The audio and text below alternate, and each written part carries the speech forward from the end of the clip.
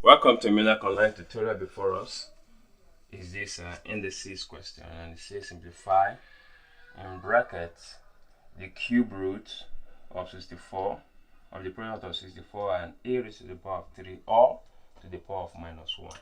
Alright, first of all, let us just let us simplify what's in the bracket first, which is the cube root rather of 64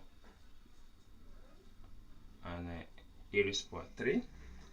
Okay, now simplifying what's inside the bracket here.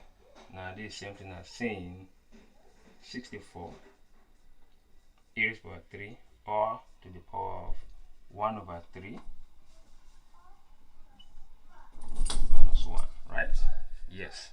So as such, here we can say, since here we have a denominator of 3, what is that number that you raise to the power of 3 to give you 64? So that will give us 4 raised to the power of 3. Right? Then here you have a raised to the power of 3. Then in bracket 1/3 in square bracket -1. Okay, now recall that x raised to the power m into n equals to what? X raised to the power what? mn.